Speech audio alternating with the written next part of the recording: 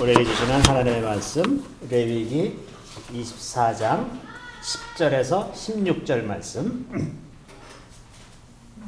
레위기 24장 10절에서 16절 말씀. 자, 우리 같이 읽도록 하겠습니다.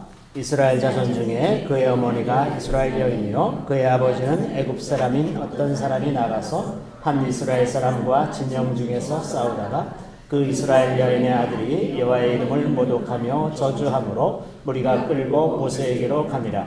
그의 어머니의 이름은 슬로밋이요 단지파 디브리의 딸이었더라.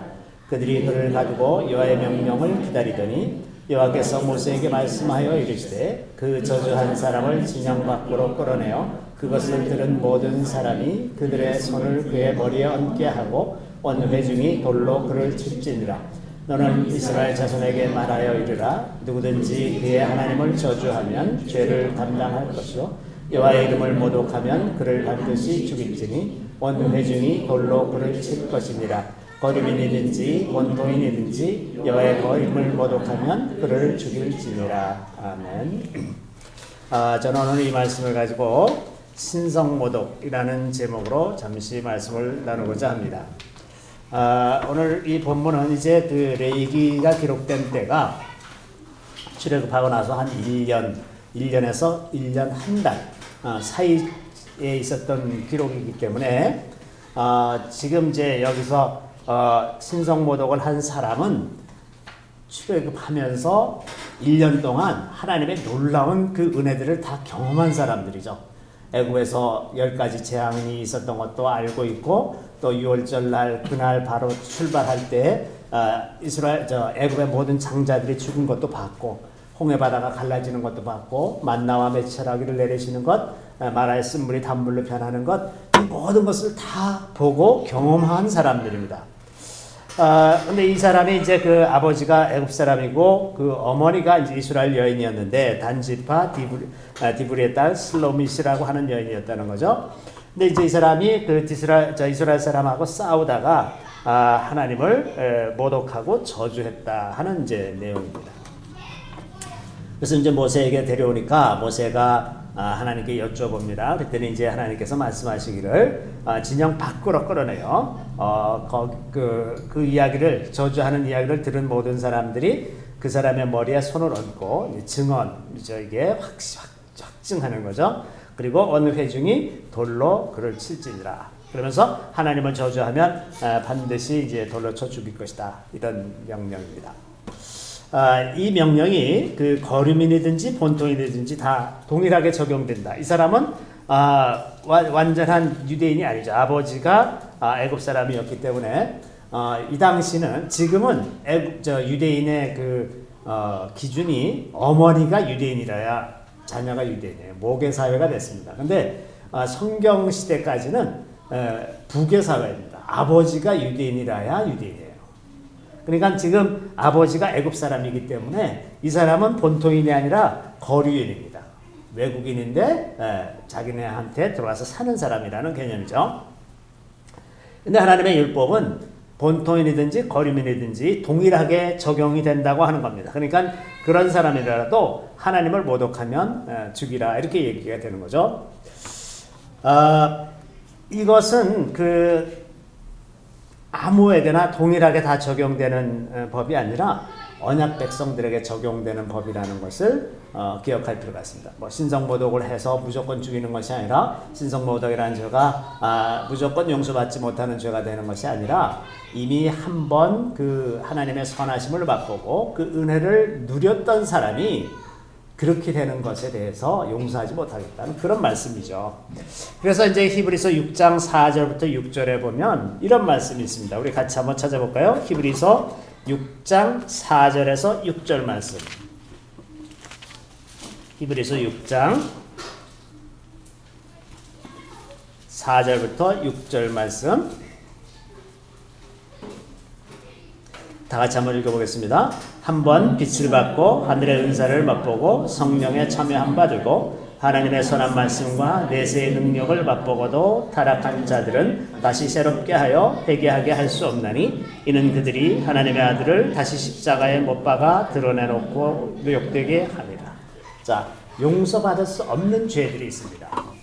용서받을 수 없는 죄들이 있는데 그 용서받을 수 없는 죄는 핵심이 이미 하나님의 선하심을 맛보고 다시 그 하나님을 저주하는 이런 상황이 되는 것을 용서할 수 없다. 다시는 돌이킬 수 있는 방법이 없다라고 말씀하시는 겁니다.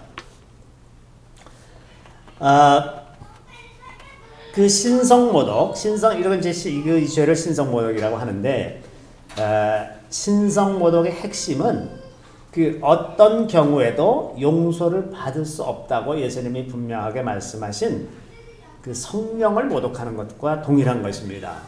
예수께서 그 말로 성령을 모독하시는 그 장면에 대해서 마태복음 12장에 이제 기록되어 있는 내용이 있는데, 우리 마태복음 12장으로 한번 가볼까요?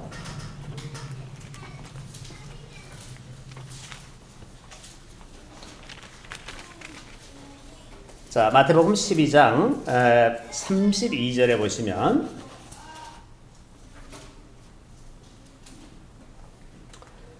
이렇게 돼 있죠. 또 누구든지 말로 인자를 거역하면 사하심을 얻되 누구든지 말로 성령을 거역하면 이 세상과 오는 세상에서도 사하심을 얻지 못하리라.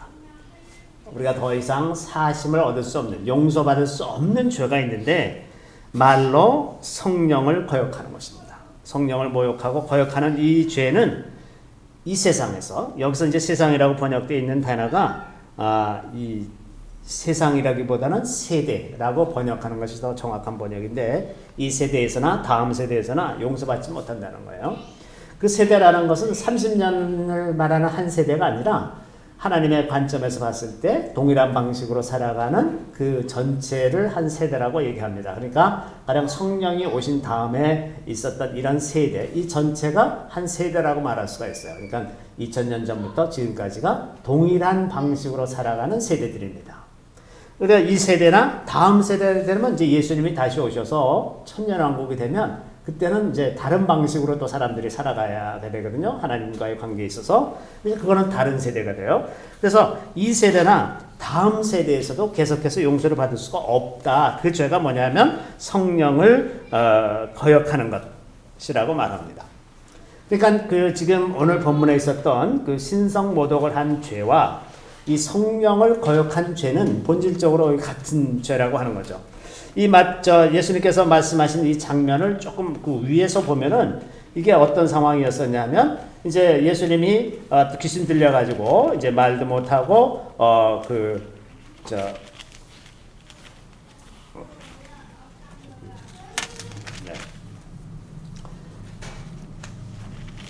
눈 멀고 말 못하는 사람이 있었는데, 그 사람을 이제 고쳐주게 되는 것을 보고서 바리새인들이 예수가 귀신의 왕 바알세불을 힘입어서 귀신을 쫓아냈다, 이렇게 모독한 거를 얘기하는 겁니다. 그러니까 성령께서 하시는 일을 악한 영이 했다고 모독하는 거예요.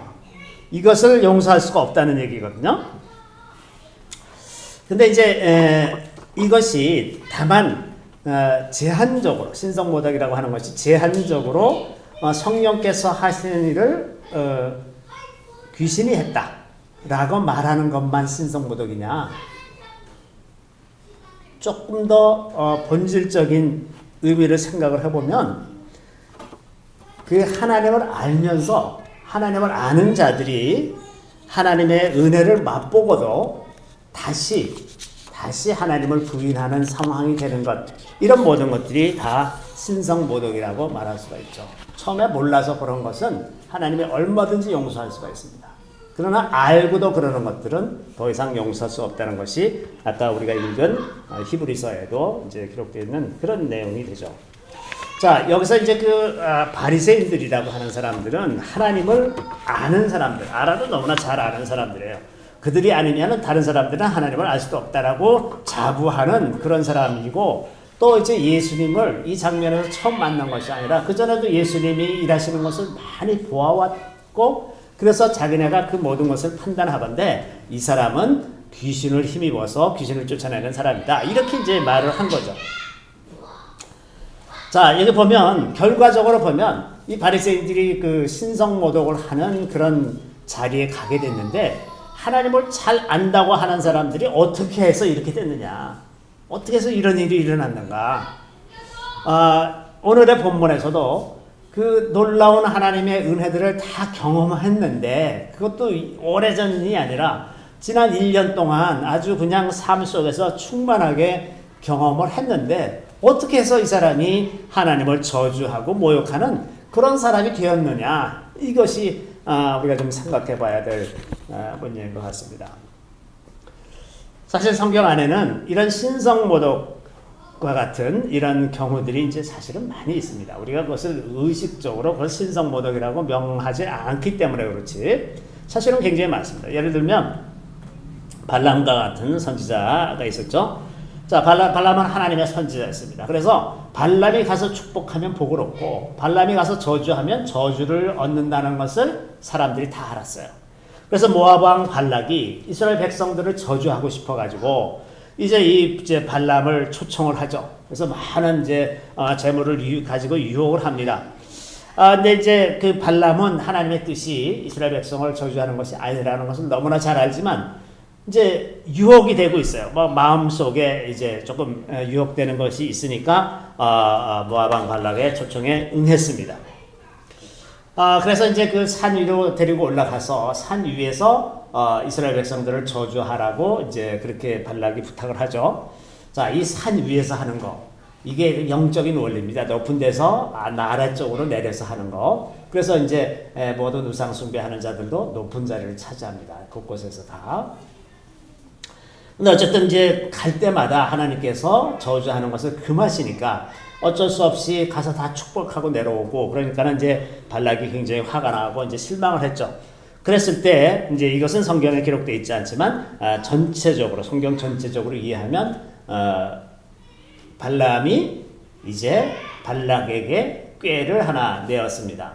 이스라엘 백성들을 멸망시킬 방법이 뭐냐? 여인을 동원해서 이스라엘 남자들을 유혹하고 바알 앞에 절하게 만드는 그런 꾀를 냈고 그것이 성공했어요.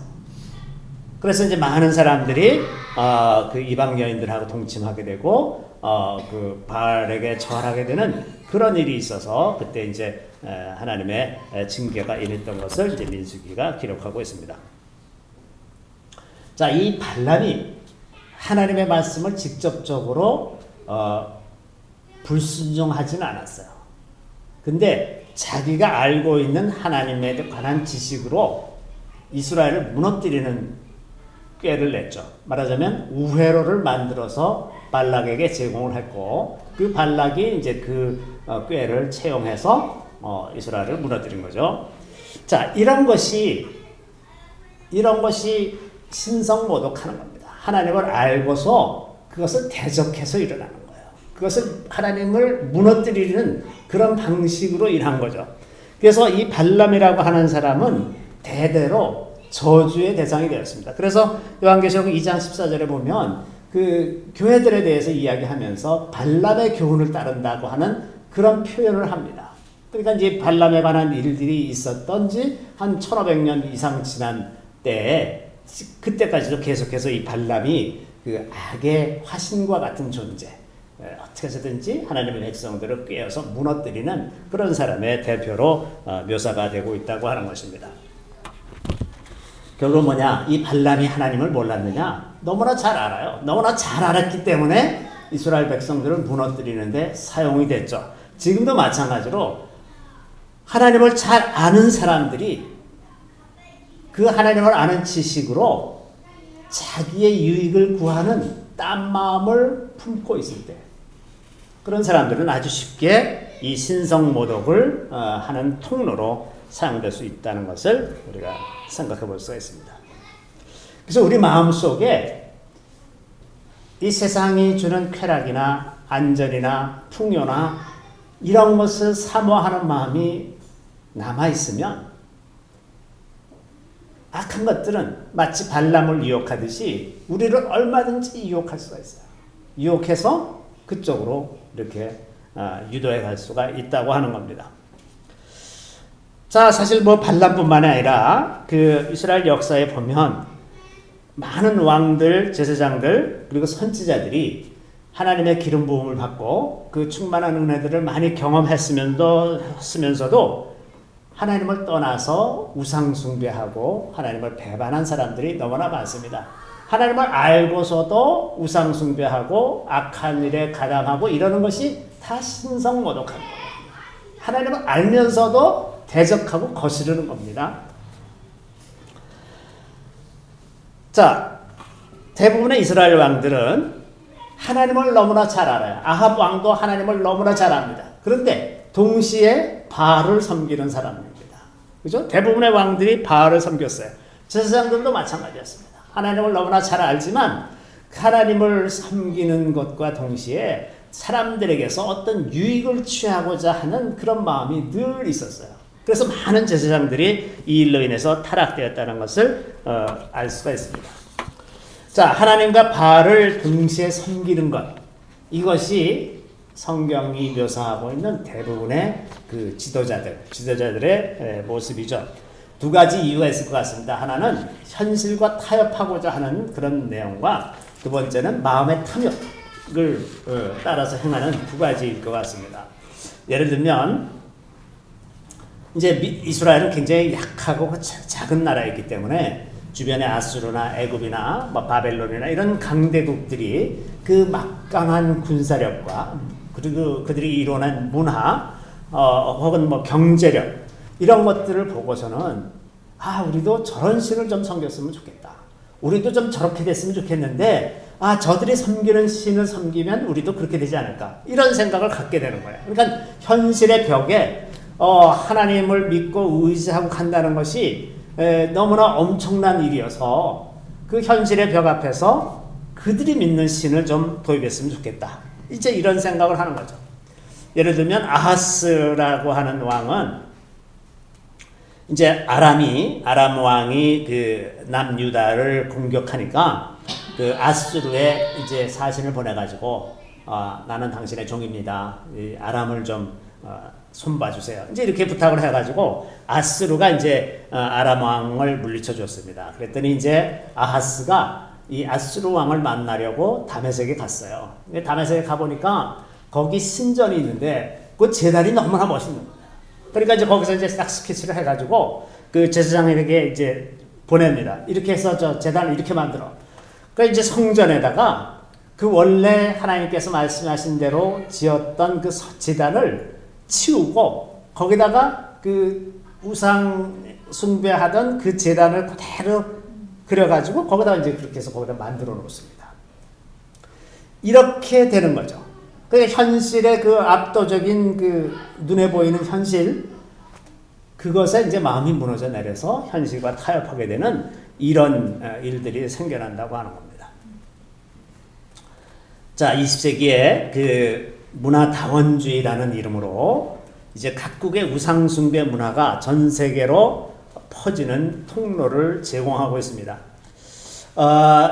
흔히 요즘에 다양한 문화에서 창의적이고 새로운 것들이 많이 생겨난다. 이제 이런 생각을 하죠. 그리고 이런 거를 아주 긍정적으로 받아들이려는 그런 분위기 때문에 유럽 사회도 이제 이건 사실은 2차 대전 이후부터 시작된 일입니다. 그 전에는 서구의 문명이 전 세계의 그 표준이라는 생각을 가지고 있었기 때문에 서구 문명을 제3세계에 이식하는 방식으로 해왔죠. 그것을 이제 제국주의라고 이제 표현을 한 거고, 그러고 나서 그 양차 대전을 겪고 나서 보니까 반드시 우리가 옳은 게 아니다.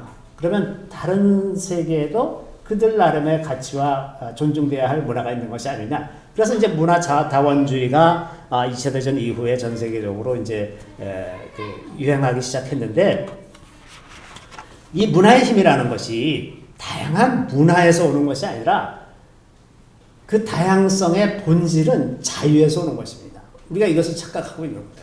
그 다양한 문화를 받아들이는 자유, 그 자유 때문이지 다양한 문화 자체 때문이 아니라고 하는 겁니다. 그러니까 자유를 증진시키면 거기서 다양한 문화가 나오는 거거든요.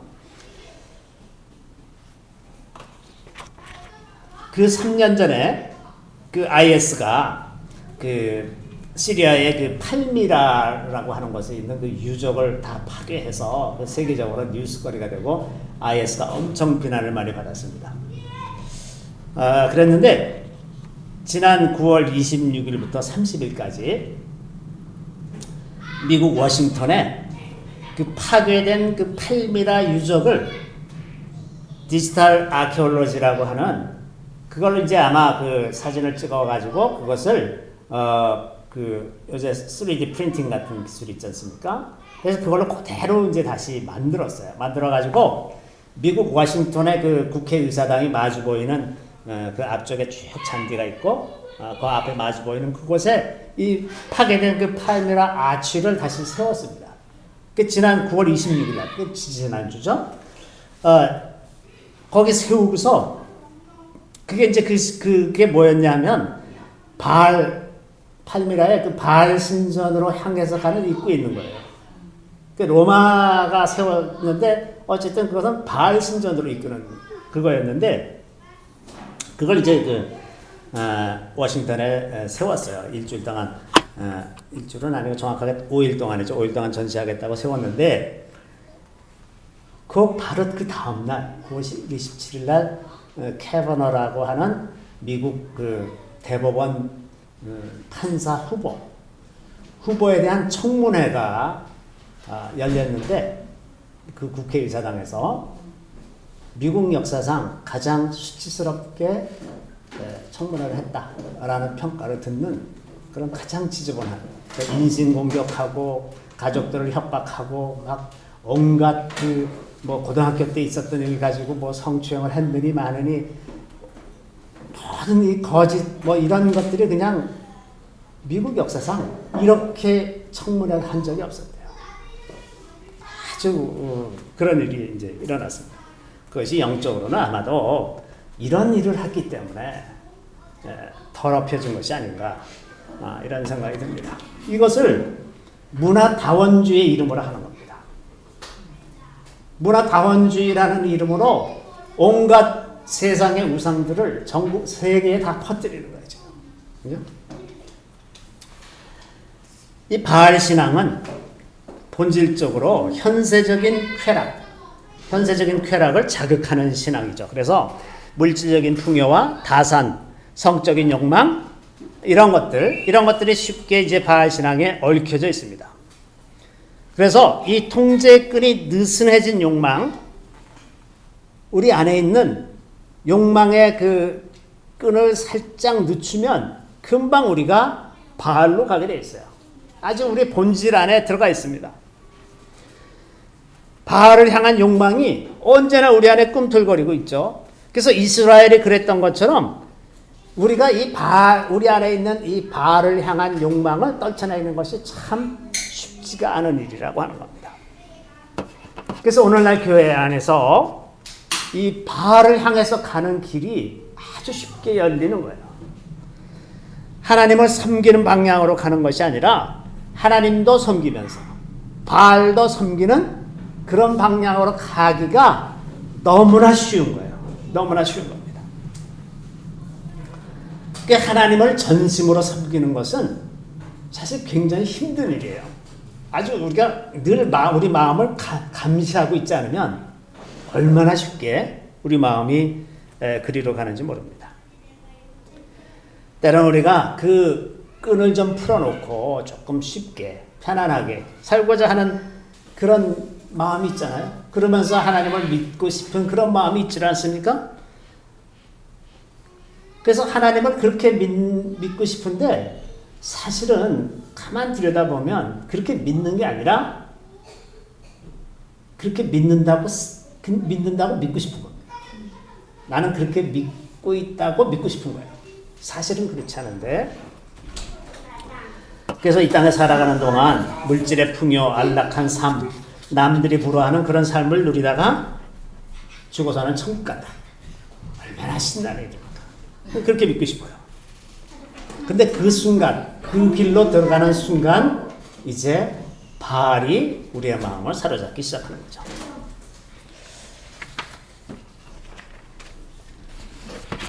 이렇게 그 두 마음이 아주 자연스럽게 심지어는 신학적으로 정당하다는 말까지 들으면서 우리 안에 자리 잡고 있을 때 디모데후서 3장 1절부터 5절에 있는 것과 같은 그런 마음이 우리 안에서 생겨납니다. 우리 디모데후서 3장 1절부터 5절에 있는 말씀을 같이 한번 보겠습니다.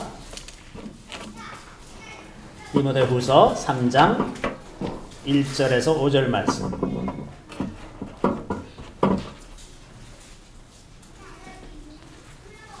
자, 우리 같이 한번 읽어보겠습니다. 너는 이것을 알라. 말세에 고통하는 때가 이르러 사람들이 자기를 사랑하며 돈을 사랑하며 자랑하며 교만하며 비방하며 부모를 거역하며 감사하지 아니하며 거룩하지 아니하며 무정하며 원통함을 풀지 아니하며 모함하며 절제하지 못하며 사나우며 선한 것을 좋아하지 아니하며 배신하며 조급하며 자만하며 쾌락을 사랑하기를 하나님 사랑하는 것보다 더하며 경건의 모양은 있으나 경건의 능력은 부인하느니 이기진 자들에게서 내가 돌아서라. 아멘. 자, 이 말씀이 믿지 않는 사람들에게 하는 말씀이 아니에요. 이 사람들이 믿지 않는 사람들이라고 하는 말씀이 아니라 이 사람들이 믿는 사람들이에요. 믿는 사람들이어서 그래서 바울이 이들에게서 내가 돌아서라 이렇게 얘기하는 거예요. 만약에 이 사람이 믿지 않는 사람들이라면 돌아서고 뭐고 할 필요도 없어요. 이런 사람들하고 멀리 하라는 얘기를 할 필요가 없어요. 원래 믿지 않는 사람들이기 때문에. 그런데 믿는 사람이 이렇게 되는 거예요. 믿는 사람이 이렇게 되기 때문에 이런 자들에게서 내가 돌아서라 이렇게 얘기하죠. 여기 있는 것 하나하나 보세요. 오늘날 상황하고 일치하지 않는 게 있는가? 자기를 사랑하죠? 아주 자기 애가 충만한 시대죠, 오늘날. 돈을 사랑하고 자랑하고 교만하고 비방하고 얼마나 비방을 인터넷에 얼마나 많이 쏟아내는지 한번 걸렸다 그러면 아주 그냥 일생의 트라우마가 될 만큼 그렇게 심한 욕들을 많이 쏟아내잖아요. 아무 관계도 없는 사람들이 비방하며 부모를 거역하는 것이 표준인 세대같이 저항을 자꾸 어려서부터 저항을 가르치니까 뭐 순종하고 양보하고 이런 것은 가치관에 없어요. 그냥 저항하는 겁니다. 다 자기 권리를 위해서 자기 주장을 위해서 저항합니다. 그래서 부모도 계속해서 저항하죠. 감사하지 않고 거룩하지 않고 교회 안에서도 거룩을 가르치지 않기 때문에 거룩할 필요도 없어요. 무정하고 원통함을 풀지 않고 자, 원통함을 풀지 않는 것이 얼마나 심각한지 아주 사람들이 동학난 때부터 용서할 수가 없다는 내용이 그때부터 계속까지 지금 내려오죠. 뭐 4.19 때 죽은 사람들은 이승만은 절대로 용서 못한다. 또 박정희한테 고통을 좀 받은 사람들은 박정희를 절대로 용서 못한다. 5.18 때 어려움을 겪었던 사람들은 전두환을 절대로 용서 못한다. 절대로 이거 계속 누적되고 쌓이고 쌓여가지고 온갖 증오와 저주로 가득 찬 그런 세상이 되어갔잖아요. 세월호하고 박근혜하고 무슨 상관이 있습니까? 무슨 대통령이 교통사고 다 책임집니까? 박근혜 용서 못한다. 아니 다 이런 식으로 저주만 풀어내고 용서하지 못하는 것으로 그냥 충만해서 나라가 어떻게 돼가는지 도대체 서로 용서하고 서로 사랑하고 이러는 것은 아예 그 단어 자체가 없어요. 그래서 이 원통함을 풀지 않고 무함하고 절제하지 못하고 사납고 선한 것을 좋아하지 아니하고 배신하며 조급하며 자만하며 쾌락을 사랑하기를 하나님이 사랑하는 것보다 더하며 경건의 모양은 있으나 경건의 능력은 부인하니 이 같은 자들에게서 내가 돌아서라. 자, 여기 경건의 모양은 있으나 경건의 능력을 부인하는 것. 경건의 능력을 부인하는 것이 성령을 부인하는 것입니다. 경건의 능력은 성령을 통해서 이루어지는 것이기 때문에 경건의 능력을 부인하는 것은 성령을 부인하는 것이죠. 그런데 오늘날 교회에서 성령을 부인하는 것이 너무나 많습니다. 말로는 삼위일체 하나님을 믿는다고 말하지만 실제로 하는 행동이나 말을 보면 삼위일체가 아니라 2.1체인 것 같은 느낌.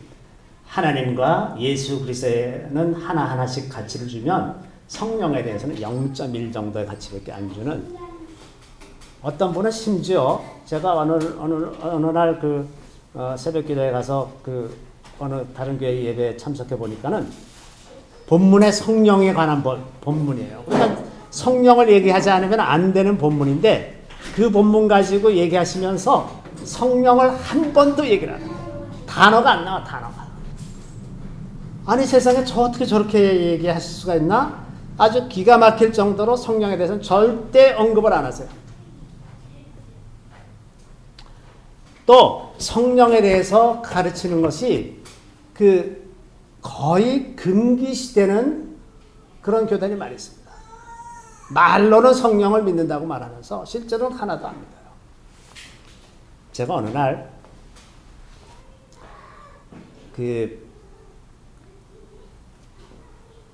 하나님께서 한 몇 년 전에 우리나라의 큰 교회들과 지도자들에 대해서 말씀하신 적이 있었어요.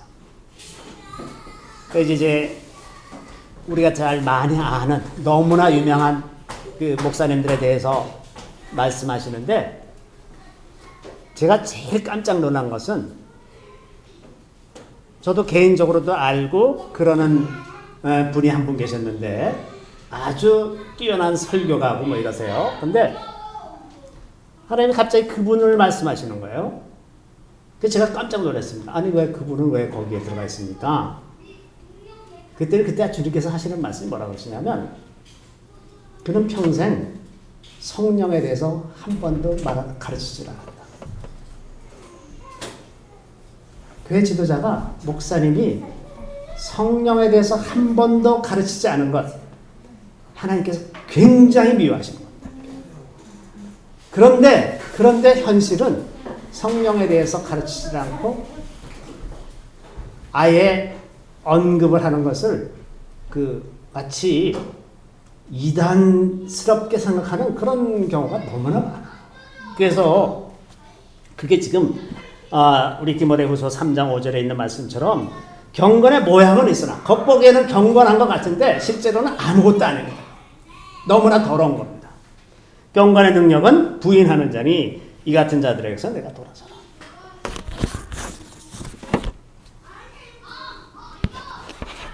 자, 마지막 때가 되면 이 신성모독이 아주 노골적으로 일어나게 될 것입니다. 요한계시록 12장에 가보시면, 우리 요한계시록 12장에 한번 가보겠습니다.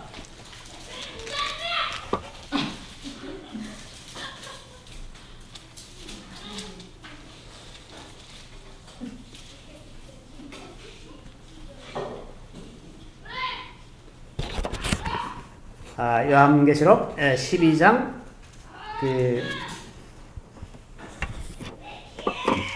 13장이군요. 13장 5절에 보시면, 13장 5절을 같이 한번 읽어보겠습니다. 또 짐승이 과장되고 신성모독을 말하는 입을 받고 또 42달 동안 일할 권세를 받으니라. 자, 이제 짐승이 신성모독하는 말을 하는 그 입을 받았어요. 이제는 본격적으로 신성모독을 말하는데, 그 앞에 무슨 일이 있었냐 하면, 12장 8절 9절에 보면 하늘에서 이제 큰 전쟁이 났어요. 그래서 미가엘과 그 천사들이 악한 용하고 싸워가지고 그 용을 이 땅으로 쫓아냅니다. 더 이상 하늘에 있지 못하게 돼요. 그러니까 그 용이 이제 사탄인데, 그 9절에 보면 큰 용이 내쫓기니 옛뱀 곧 마귀라고도 하고 사탄이라고도 하여 온천하를 꿰는 자. 이 사탄이 땅에 쫓겨나고 나면 그 다음에 이 존재들이 땅에 와가지고 어떤 기적들을 행하고 이래갖고 사람들을 미혹하고 그러면서 이제 신성모독하는 그런 권세를 받아서 마구 노골적으로 전 세계적으로 상대로 해서 이제 신성모독의 말을 하게 됩니다. 그러면서 그 13장 7절에 보면 또 권세를 받아 성도들과 싸워 이기게 되고 각 족속과 백성과 방언과 나라를 다스리는 권세를 받으니, 이 마지막 환란 때에 성도들과 싸워서 이 사람들이 이깁니다.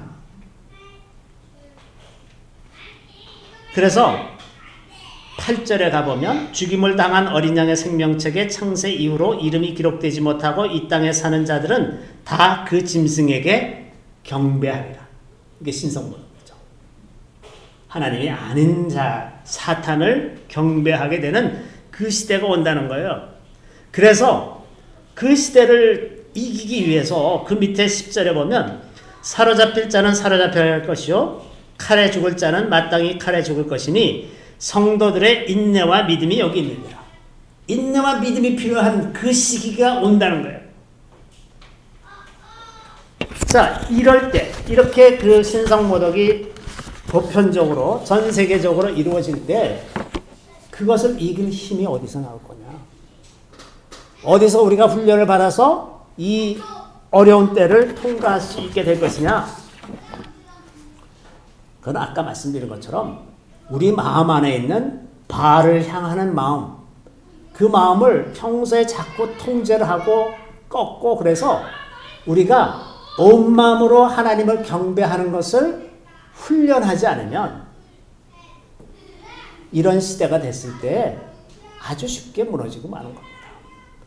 하나님이 좋은 하나님이시니까 내가 어쩔 수 없지 그러신 거지 그런 거지 내가 뭐 그럴 마음이 있어서 그러는 건 아니잖아. 한 번쯤 부인해도 괜찮아. 이렇게 금방 마음이 들어가는 거죠. 그런데 그렇게 되는 순간 이제 완전히 그 영혼이 멸망으로 가게 된다고 하는 겁니다. 그래서 평소에 우리의 믿음이 어느 방향으로 갈 거냐? 온 마음으로 전심으로 하나님을 사랑하고 섬기는 그 훈련이 계속해서 이루어져야만 우리가 신성모독에 가담하지 않고 믿음을 끝까지 지키면서 살 수가 있을 것이라고 하는 겁니다. 그렇지 않으면 이때 이 사탄이 쫓겨나가지고 신성모독하면서 온 사람 성도들과 싸울 때 이걸 견뎌낼 수 있는 사람은 그렇게 많지 않을 것입니다. 자, 이 성경의 구약시대부터 지금까지 일관된 하나의 흐름은 뭐냐면 사람은 얼마든지 성령을 받고 은혜를 맛보고 살았더라도 금방 변할 수 있다는 거예요. 얼마든지 우리 마음에 하나님이 아닌 것을 용납할 수 있는 그런 것이 언제나 있다고 하는 겁니다. 그래서 요한계시록 7장에 성도들의 이마에 인을 치시는 것이 너무나 중요합니다. 그 인을 친 사람들은 그것을 넉넉하게 이길 수 있는 보호가 되는 거예요. 보호가.